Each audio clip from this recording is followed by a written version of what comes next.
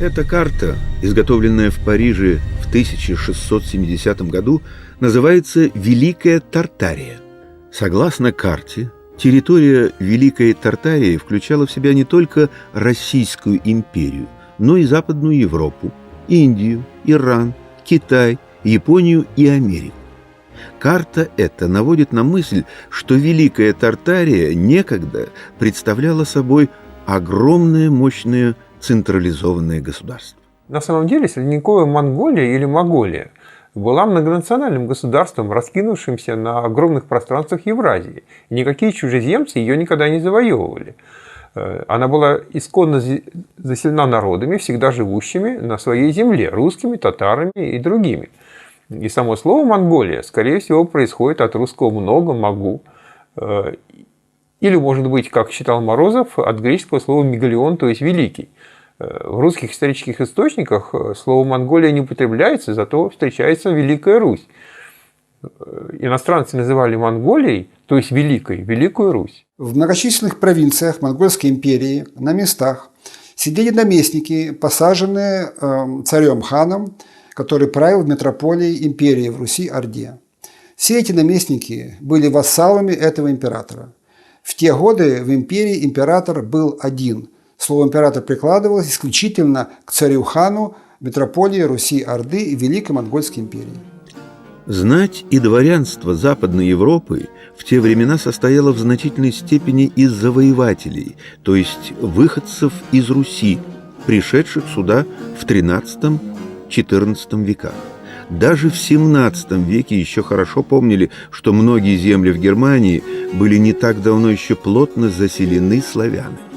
То же самое относилось к Англии, Италии, Испании, Греции и некоторым другим странам Европы, входившим в состав империи Русь-Орда.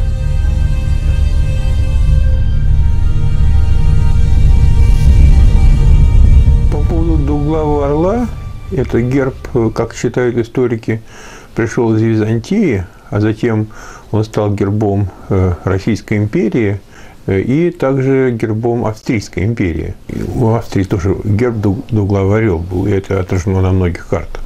Согласно нашей хронологии, новой хронологии, двуглавый орел – это символ единой империи, у которой было два центра – Москва и Стамбул. И этот символ, он как раз и показывал, что у империи как бы две головы. Голова, значит, русская, русско-ордынская, и голова, относящаяся к Босфору, к Стамбулу, к той столице, которая, согласно новой хронологии, возникла в конце XIV века, недалеко от древнего города Ерос, он же Иерусалим.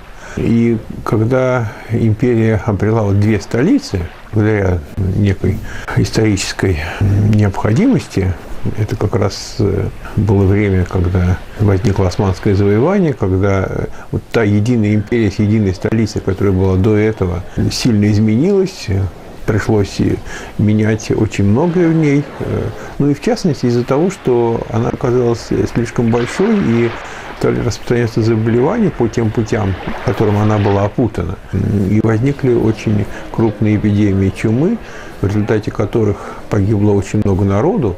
Ну, это вызвало существенные изменения в империи. И, в частности, вот одним из итогов было разделение ее на две дружественные части со столицами в Москве. Ну, тогда еще Москва не была построена, нынешний город Москва. Ну, в Москве.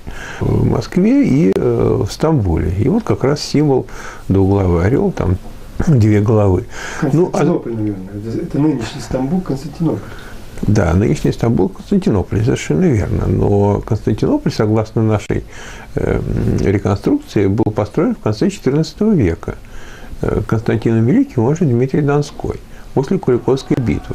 Однако он просуществовал под управлением потомков Дмитрия Донского не так долго. Вскоре после этого, лет через 70, в 1453 году он был завоеван новой волной завоеваний, вышедших из Руси. Это было османское завоевание. И переименован в Стамбул. Поэтому город Константинополь на самом деле носил это название Константинополь не так долго. Вскоре после своего основания, лет через 70, он стал городом Стамбулом. Поэтому я говорю Стамбул. И, собственно, вот когда он был завоеван, когда он превратился в Стамбул, тогда империя обрела две головы. Потому что до этого столица была одна. Сначала она была в Великом Новгороде, Ярославле, потом она была перенесена в Константинополь. Но там не удержалась, поскольку Русь не признала эту столицу. Сначала признала, но через небольшое время переставала признавать, поскольку военная мощь Руси была больше, чем военная мощь той Константинопольской империи, которая управлялась потомками Дмитрия Донского и просуществовала вот около 70 лет. И вот после османского завоевания, когда она победила вышедшего из Руси, возникла новая империя в новом качестве, и у нее было уже две столицы – Москва и Стамбул. И вот две головы орла символизируют эти две столицы, согласно нашим представлениям. Османскую империю в середине века называли еще и Атаманской. Русский историк XVII века Андрей Лызлов, говоря об Османско-Атаманской империи, писал: «Атаман – прародитель султанов турецких. Как известно, в старину атаманами называли предводителей казачьих войск. В знаменитой старинной летописи «Записки Янычара» турецкий султан именовался сыном гетмана. Таким образом, слово «атаман» у предков турецких султанов означало «гетман», то есть «казачий атаман». Итак, на месте древней Ромеи в 1453 году возникла союзная Руси-Орде библейском Израиле империя Османия-Атамания, библейская Иудея. События эти отразились в ветхозаветных книгах «Исход», «Числа», «Второзаконие» и «Иисус Навин». Походы израильтян под предводительством Моисея и Иисуса Навина – это нашествие Руси-Орды и Османии-Атамании на Евразию. Карантинная чистка многих земель от смертоносных эпидемий описана там как уничтожение израильскими войсками местного населения при завоевании земли обетованной. Библейские израильтяне – богоборцы. Это огромные армии Руси-Орды и Османи-Атамании. Иудеи – богословцы. Это были священники и летописцы, обслуживающие религиозно-идеологическую сферу империи. Центром Иудеи стал Царьград, библейский Иерусалим, город, где был распят Андроник Христос. Затем, после Великой Смуты, начала XVII века, когда Великая империя развалилась, Москва была вообще занята, по сути, иноземными войсками. Стамбул стоял на какое-то время, но он один уже не смог удерживаться, и в XVII-XVIII веках он очень сильно изменился, и собственные порядки в него изменились, и он превратился в современную Турцию. Надо понимать, что Турция от 15-16 и даже начала 17 века это была совершенно другая страна, чем сейчас. Она управлялась славянами, и это известно, что она управлялась янычарами, они были славяне, причем крещенные славяне. Янычарская вера – это отдельный вопрос, это не была современная мусульманская вера, это было христианство, несколько другого толка, да, они почитали Али, и у нас почитали Али, и Магомета у нас почитали на Руси. А там, соответственно, Иисуса Христа, это была единая вера, у нас и в Турции была единая вера, и даже по свидетельству Герберштейна, когда московский государь переписывался с турецким султаном, то они писали друг другу грамоты, в начале которых стояли титулы в 3 кругах. Так и назывались, в 3 кругах. Значит, это 3 круга, расположенные треугольником. В верхнем круге было имя Божье, причем Герберштейн говорит, что там был написан «Наш Бог Троица». А в 2 нижних кругах были титулы, соответственно, московского государя и стамбульского султана.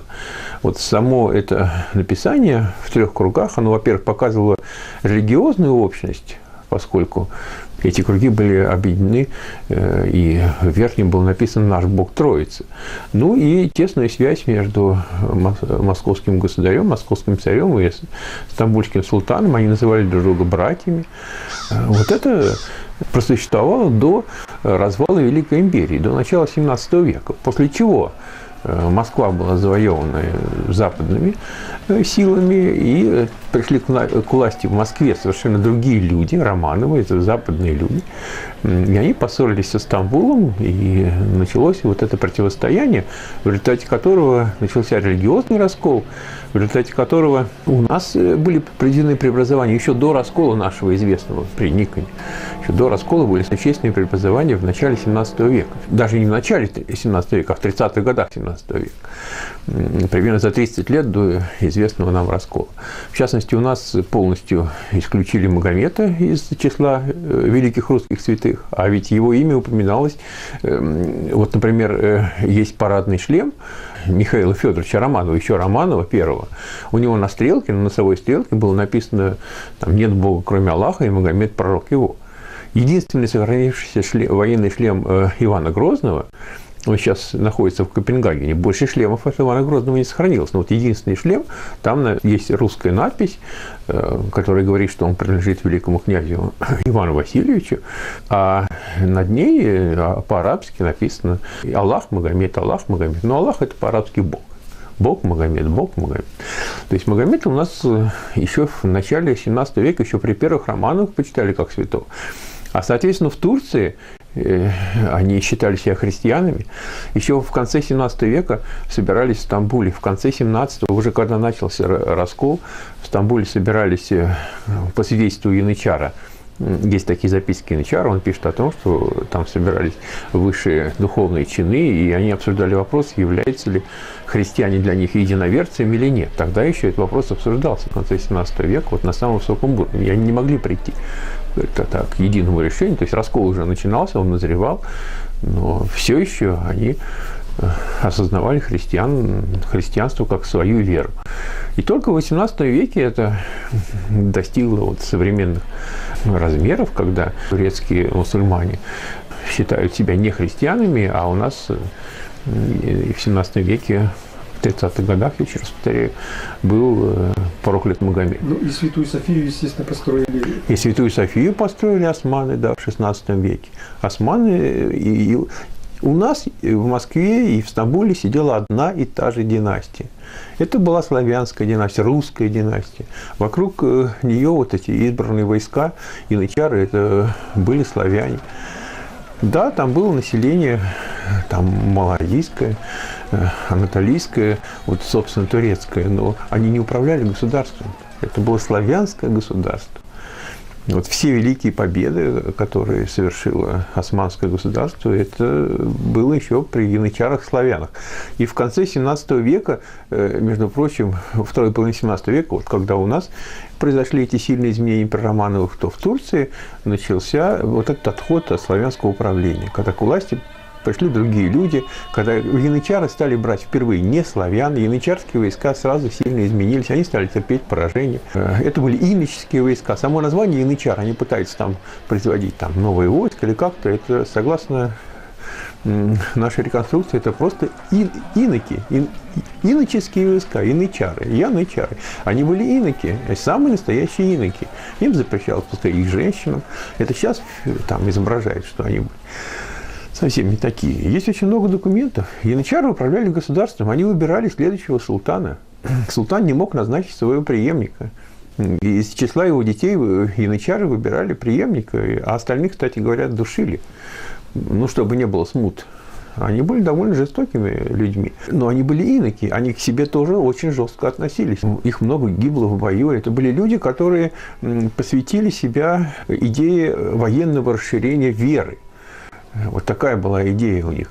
То есть мечом они расширяли веру, и они себя не жалели, они отказывались от мира, они были иноки. Иноки – это монахи, да? Иноки, да. Иноки – это монахи, да, они не имели дела с женщинами абсолютно. им было строжайше запрещено это настоящим янычарам, вот тем старым. Все это изменилось. И те янычары, которые, кстати, разгромили в начале 19 века, известный разгром янычар и истребление, это уже были совсем другие янычары. Они были уже не славяне, они были уже женаты.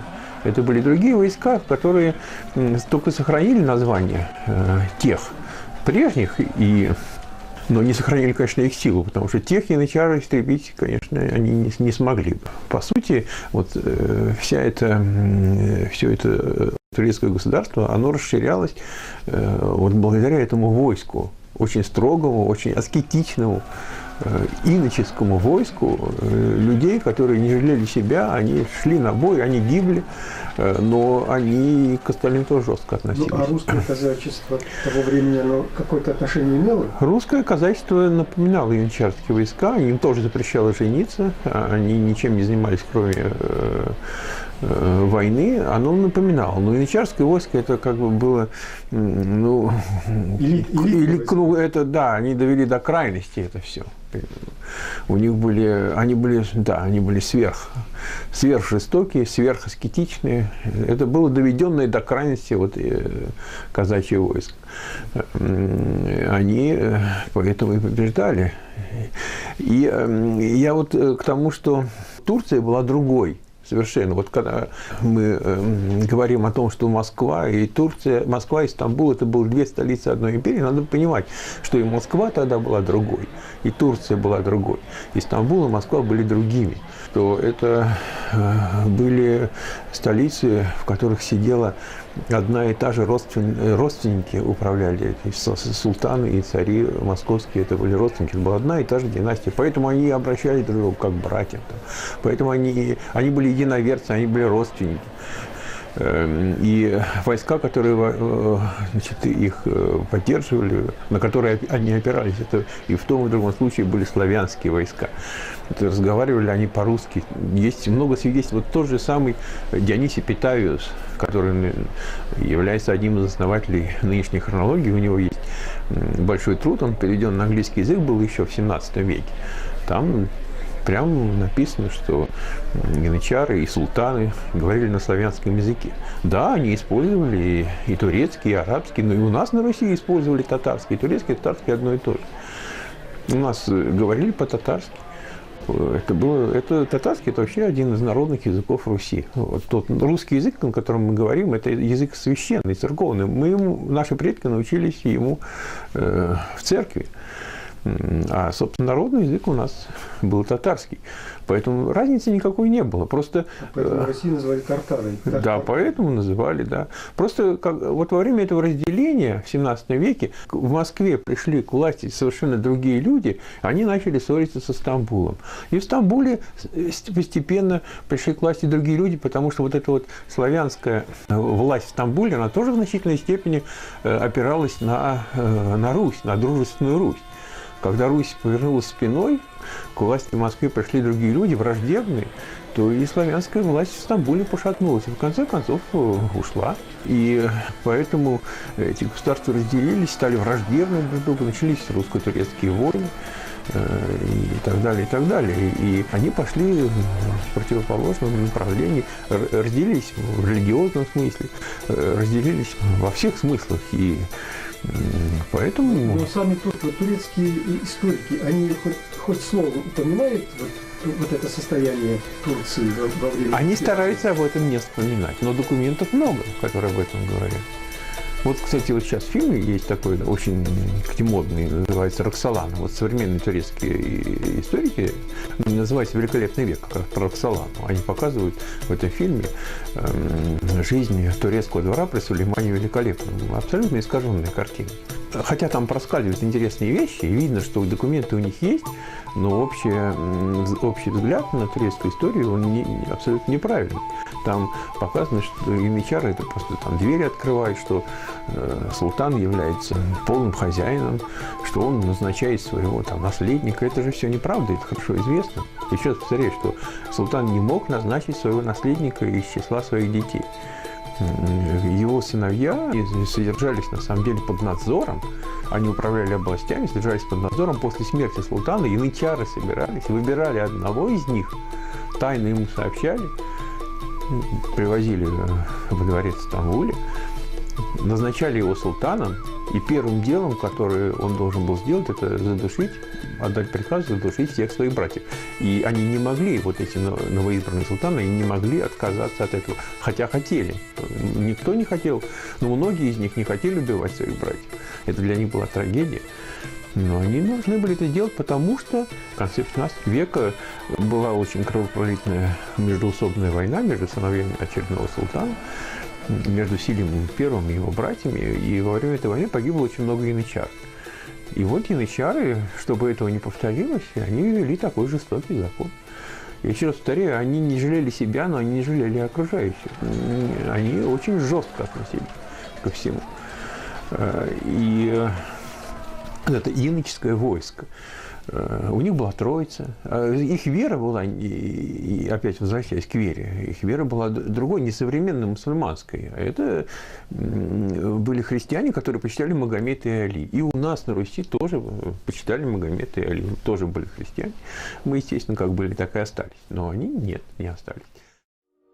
Исследуя памятники культуры русского средневековья, нельзя не обратить внимание на некоторые странности с точки зрения современной истории в рукописном тексте знаменитого литературного произведения Афанасия Никитина «Хожение за три моря». Рукопись эта начинается словами: «За молитву святых Отец наших, Господи Иисусе Христе, Сыне Божий, помилуй мя, раба своего грешного Афанасия Никитина сына».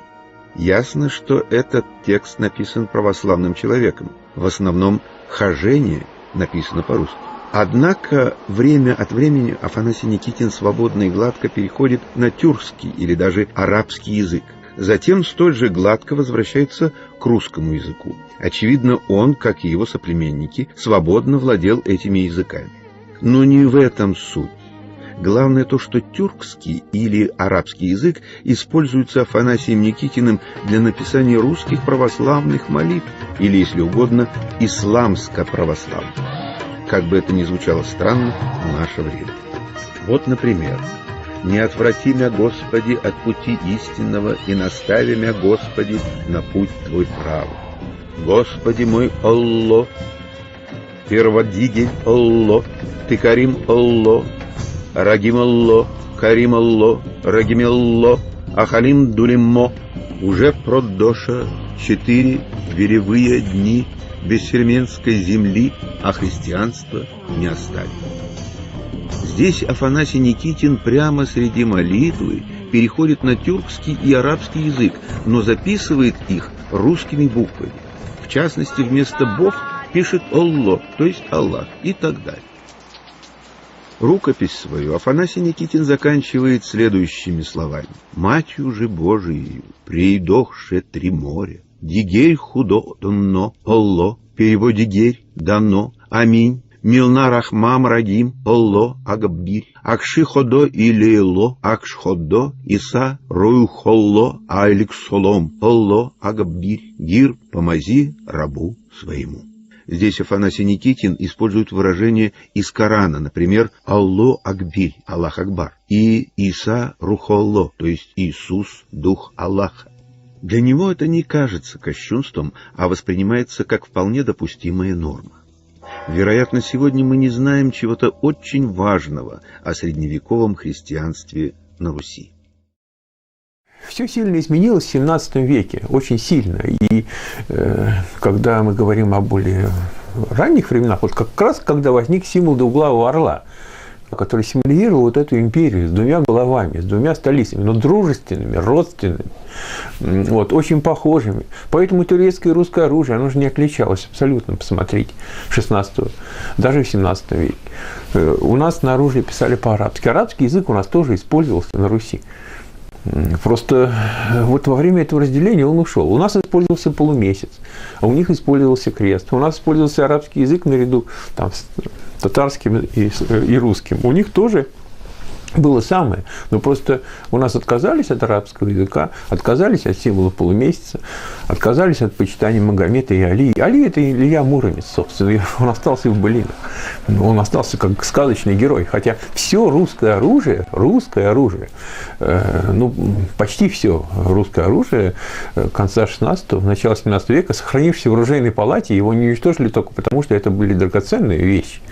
Дорогие, драгоценные, там, булатные сабли, покрытые золотом, многие из которых имели владельческую надпись, там принадлежали князья, там, Всеславским, это по-русски, обычно владельческие надписи писались по-русски, но на клинках были арабские надписи, и почти на всех было написано там один богатырь Али и его меч там Зульфакар, который, они сейчас произносят Зульфакар, его можно прочитать как меч Святогора.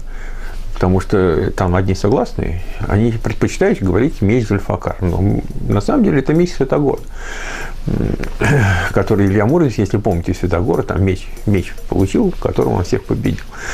Вот этот меч Али, раздвоенный такой, которым побеждали первые янычары, первые османы, вышедшие из Руси. Между прочим, еще Карамзин в своей истории писал, что османское завоевание вышло из Руси, что эти османы, турки-османы, это был народ, который служил Владимиру Святому, они вышли из Руси. То, что вот современное представление об османах, которые вышли из Малой Азии, потом как-то пересекли Босфор, ушли в Европу, сделали гигантский крюк, причем полностью весь народ там ушел из Малой Азии, пересек Босфор, вдруг попал в Европу, и уже с севера, как известно, они же брали Константинополь с севера, не с юга. Это чисто... Но эту историю придумали турки или... Эту историю придумали европейцы, причем очень поздно. Они придумали ее в XIX веке. Еще в XVIII веке, еще во времена Карамзина, историки не знали. Еще во времена Карамзина четко понимали и писали, и Карамзин писал о том, что турки, османы пришли из Руси и завоевали Константинополь. Это очередной подлог. Вот современное представление о том, что османы пришли из Малой Азии, совершив вот такой крюк, то есть полностью снявшись с своих мест, уйдя на север, перейдя Босфор, потом далеко на север уйдя, потом снова развернувшись и уже с севера походом на Константинополь, взяв его, переименовали его в Стамбул. Вот как говорят нынешние историки, это на самом деле очевидно неверное представление, возникшее в XIX веке в головах историков, причем во второй половине XIX века, там где-то к концу. В головах историков, потому что они понятным образом хотели скрыть эту связь между старой Москвой и старым Стамбулом. И потом всячески хотели эту связь скрыть, а, собственно, то, что турки и османы вышли из Руси, это достаточно сильный такой показатель. Если бы это люди продолжали помнить, то возникали бы вопросы. Очень много ведь сходства между Русью и Турцией конца XVI века. В средние века Западная Европа, Африка, Азия и Америка входили в состав Великой Монгольской империи Руси-Орды, которая собирала с них регулярные налоги – дань. В каждой провинции был посажен ордынский наместник-король или наместник-герцог. Все они подчинялись в разной степени митрополии Монгольской империи, то есть императору. Так западные европейцы называли великого царя-хана Руси-Орды. А после Великой Смуты, когда центр империи пытались перенести в Австрию, вот эти мятежники-реформаторы, они попытались, захватив Москву, они решили сделать новую столицу и воссоздать ее в Австрии, со столицей в Вене. Поэтому вот этот имперский символ они забрали и приписали его Вене. Поэтому он уже стал австрийским.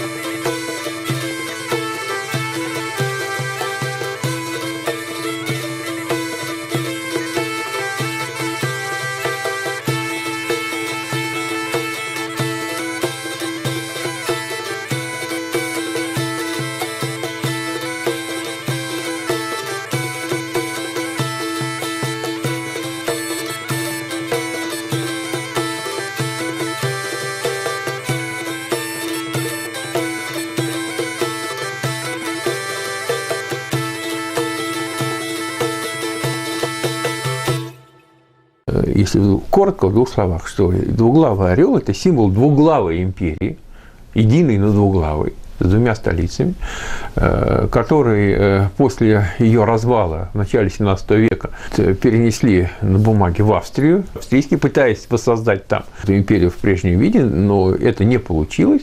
В дальнейшем очень многие гербы европейских государств произошли от этого двуглавого орла, но одну голову ему уже убрали, и в основном это одноглавые орлы. Если вы помните, польские, там, немецкие и так далее гербы, да и американские. Это одноглавые орлы, это все гербы, которые происходят из двуглавого орла путем усечения одной из голов. Вот такая реконструкция наша.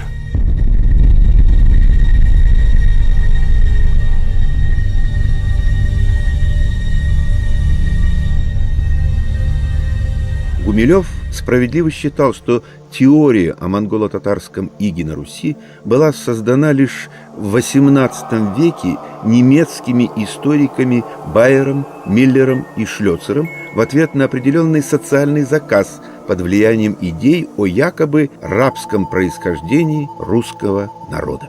Теория эта породила вопиющий вымысел о кровавом противостоянии на Руси татар и русских, изображая одних как завоевателей, а других как угнетенных. Так фальсифицировали русскую историю.